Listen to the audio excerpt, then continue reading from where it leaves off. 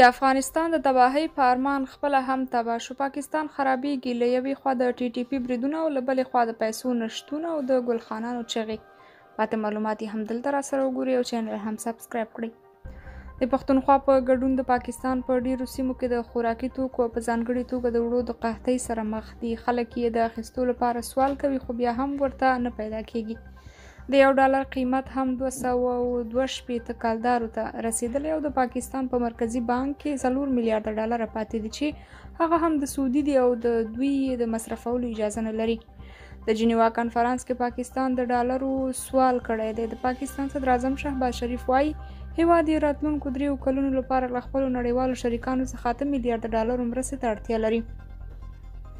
شریف دغه څرګندونې نن له پاکستان سره د مرستو په اړه د جنیوا کنفرانس ته په وینا کې وکړې. په پاکستان کې وروستیو سیلابونو چې د اقلیم بدلون یا عامل بلل شوی ډیر ځاني او مالي زیانونه اړولي دي. پاکستان وایي د راپورونو له مخې د دغو سیلابونو له امله د رامنځته شوو ویجاړیو د رغونې لپاره پاکستان څه باندې $16 میلیارده ته اړتیا لري. دا په داسې حال کې ده چې پاکستان په دې وروستیو کې د پراخو ناامنیو او سیاسي ناارامیو له کبله له اقتصادي ځوړتیا سره مخ شوی دی.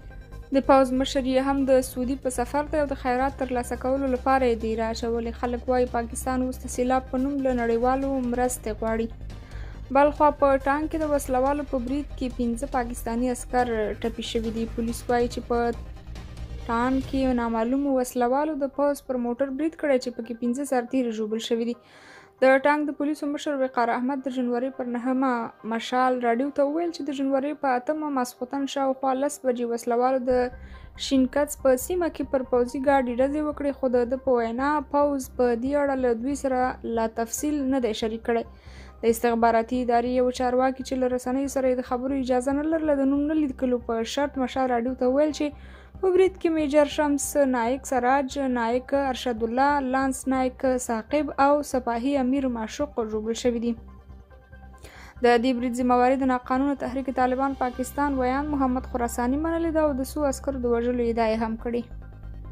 درنو کتونکو تاسو خپل نظر را سره په همدې اړه کمنټ کې ولیکئ. د نورو معلوماتو لپاره چینل هم در سره سبسکرایب کړئ.